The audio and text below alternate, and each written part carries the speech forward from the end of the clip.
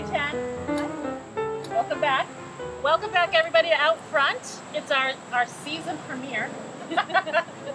we inadvertently took the summer off. I don't think we expected to. It's so busy. Yeah, summer gets busy. I think we always think summer is going to last forever, and it never does. It goes fast. I think our schedules were off. You were away. I was away at different times. Yes. But it feels like summer today, actually. Right? And we did need the break. We filmed 2 episodes. We were tired. It was a lot of work. A lot of work. But it feels like summer. It does. It's so hot right now. Yeah, I'm just came not out. dressed properly. Yeah. We keep backing ourselves into the shade. It's hot.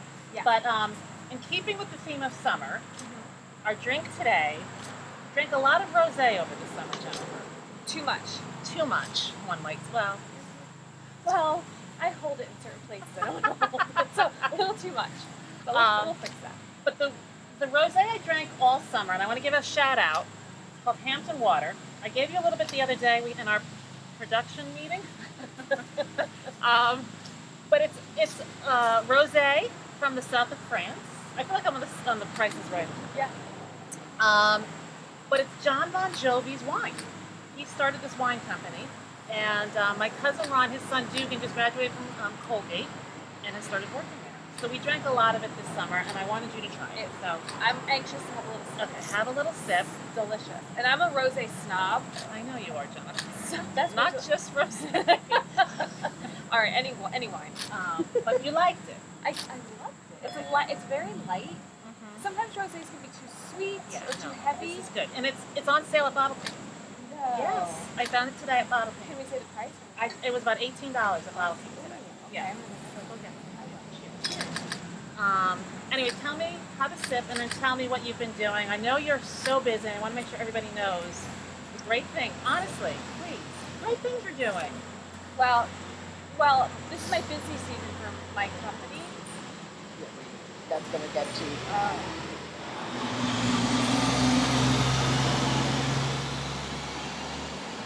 I want to make sure everybody knows the great things that you're doing. So it's the spring, summer, early fall is like my busy season, and you were nice enough to help me at one of my events. So I love helping you. I commute into the city. I feel like important. So I put a lot of pressure on myself because when I'm starting your own company, from being like a stay-at-home mom, I feel like I have a lot to prove. So I'm so afraid of like looking stupid or messing up. So I get that. I literally do not sleep. So I've been let's tell everyone the name of your company. I want to get a shout out. Magnified Events. I do custom team building. So I work with companies and whatever their situation is, whether it's interns or new groups, I create an experience for them to have fun and stress values that they have or whatever their objective is. So they're amazing race type. It depends on what a lot of variables, but it's totally depending on the situation. So it's fun, but it's stressful. I love it, but I'm glad for a little bit of a break. I have one more coming up, and then. Well, you're awesome at it. I've been to a couple of them, and you're one of my best friends. But I'm so impressed by you, and I'm not just saying that. Thank you. It's just so impressive what you've done, the pressure you've put on yourself, and it's seamless for those who work for you. I come in, everything's done for me, and I just have to act like it's easy because you put so much work into it. No, thank you so much. And I think it's like you and I talk all the time. I think at this point in our lives, right, we feel like our kids are getting older and we want to prove ourselves, and we're like, who are we? What are we doing? Mm-hmm. So we're all trying to figure out like what the next step is. Yeah. So you're doing it. It is, but every time, like it's a psychological thing. Every time, I'm like, well, this is it because this one's going to be a disaster, and no, I might as well just enjoy it because it's going to be. It's fleeting. Yeah, so I feel like I'm still trying to get the confidence, like, okay, I've got should feel good about it. Thank you. I appreciate that. Thank you, and I appreciate you helping me. You get a star employee. Wow. I want to be the best. Yes, you were amazing. Anyways, I have been. That's okay. It's real life. Oh, my daughter. Sorry, Sid. I have been working too, not quite as hard as you work, but I work. I've been working at a hair salon, I know, which I love. So I've been there. They've been open it's Artists and Architects. It's in Ridgewood. Come see us. They've been open. We just celebrated our 6th year. I've been there for about 5.5. But you do more, like you do a lot of the marketing and the PR. Yeah. So yes. So it's like you're in there, but you're also like doing things behind the scenes. Right. I started there. The owner, David, and his wife Nikki. They started it about 6 years ago. Dave had been my hairstylist for years. I was in his chair one day, and he was kind of like, "You just opened this business. Would you want to come work for me?" And I was like, "I've never worked in a hair salon. I just stopped working at another job." He knew I had some time. He's like, "Let's give it a try." Well, that 5.5 years later, I started at the front desk. I loved it. I loved being there. But I've moved out from behind the desk. I'm not really behind the desk anymore. I'm more in the back. But I'm also doing a lot of client relations and employee relations and some of the marketing and the promotions. I want to get back to work, but do I have time for a funny story? I don't know. It's like this is like a real show. Like, do we have to cut to commercial? Yeah. So, I told you part of this, but there's a part 2. So the other night, I'm in bed with my husband, and it's like 3 o'clock in the morning, and he's snoring. Oh. And I'm lying there wide awake, and I'm kicking him, and nothing's working. Like, he is dead asleep. So I'm like, okay. Now, normally under that circumstance, I would go into Trisha's room and just fall asleep. But my sister-in-law was here for the night. So she's in Trisha's bed. So I thought, where am I going to go? So I grab a blanket, my pillow, I go downstairs to the couch. The dog comes with me. Wherever I go, he goes. So I get myself on the couch. I have my blanket. The dog, I get myself all settled in. I feel like I'm about to fall asleep. All of a sudden, on the front door, it scares the heck out of me. The dog's going crazy. What time is it? 3 o'clock in the morning. So, but I'm half asleep, like you said, real, but the dog's going crazy. Again, I hear, what do I do? Now, my house, there's no easy way to see who's at the door without them seeing you because it's a glass door, just glass panes. Right. So I drop to the floor, and I'm like doing the army crawl. And I'm like trying to peer around the corner to see who it is, and I see it's the police. Now, at 3 o'clock in the morning, nothing good is happening if the police show up. You automatically think someone's dead. Exactly. I have 2 kids out of the house. One's in the Bronx, one's in Hoboken. Right. I'm like, holy, my heart. But I'm embarrassed to say the forefront of my mind is how what I look like. Okay? Yeah. Now, I don't know about you. I don't have full set pajamas that I go to bed in. I don't have like a full gown, nightgown. Negligee with Well, matching slippers. Yeah. Let me just get my robes. So I'm literally in a t-shirt. Just a t-shirt. Not a long t-shirt, just a t-shirt. No pants. I mean, I have panties, like underpants on, but I don't have That long pants. not long pants. And now I'm on the ground. My hair is all up in like a clip. And the girls that day at the salon had just put paintball through my hair. So I have like crazy pink hair. And I'm on the ground, and now the policeman and I lock eyes. Like there's no getting out of this. In your underpants. In my underwear. Yeah. So, and I'm also so I have to answer the door. The dog's going crazy. Right. So I answer the door.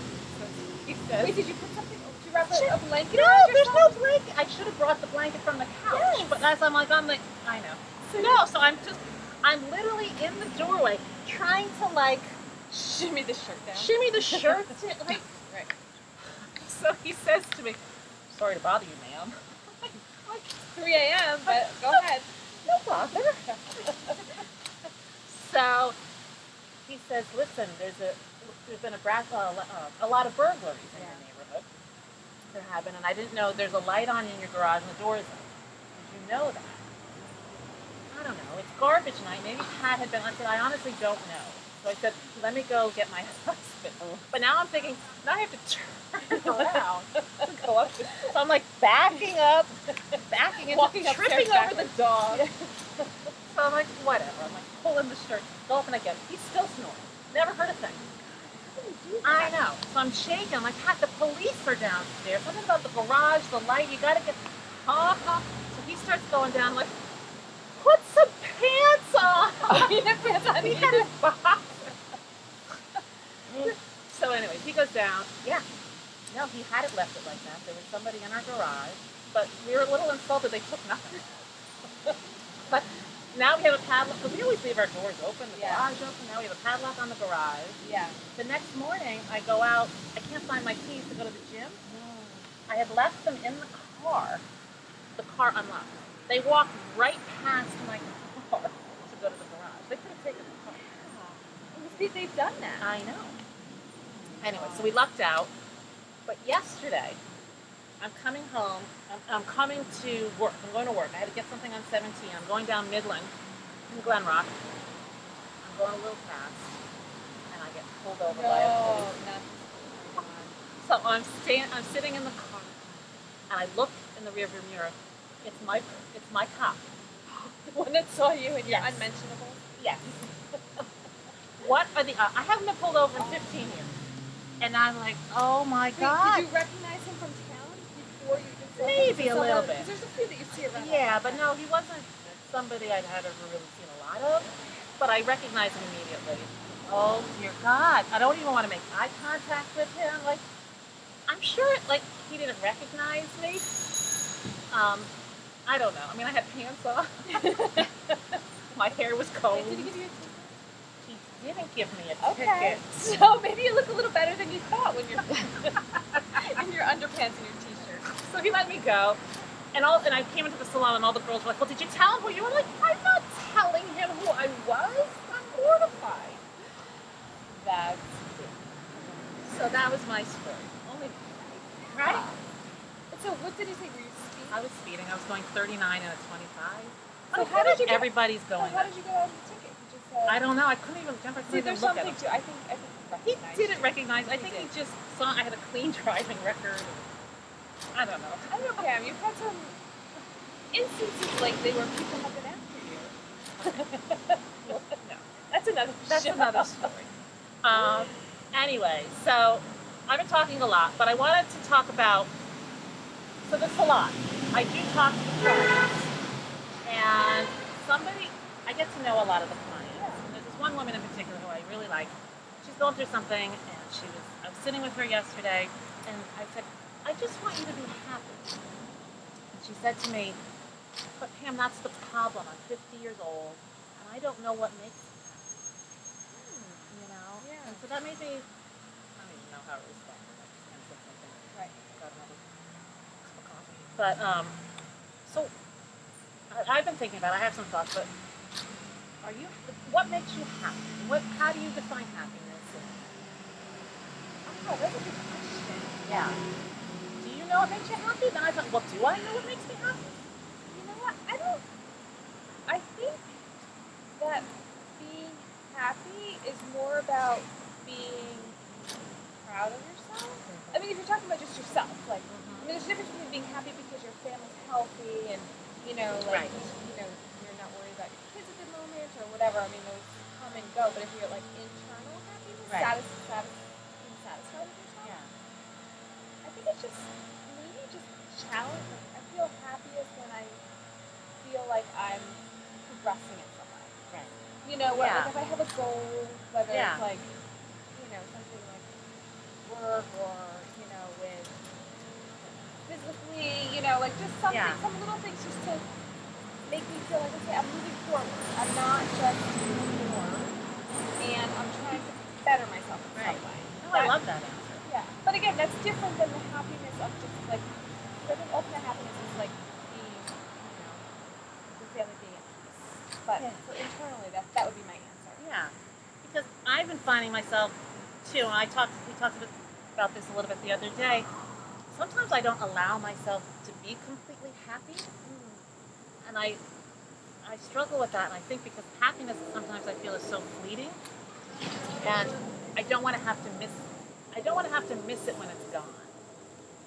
So I'm not making sense, but sometimes I feel like I'm just not allowing myself to be completely happy because I know it can't last. But is happy the right word? Well, see, then I'm thinking, like maybe at ease. Maybe at ease is a little bit more. You don't want to be completely like relaxed or peaceful because, and at any moment, like in life, something can happen. So Right. you always kind of want to be on your toes a little bit Yeah. and not be. Right, and then I thought, well, maybe there's a difference between happiness and joy. And I think what you were saying before is joy, like finding peace within yourself. Maybe that's what joy is, and I need to find joy. And then I can truly appreciate the happy moments because even if they are fleeting, Right. my joy is still there. Right.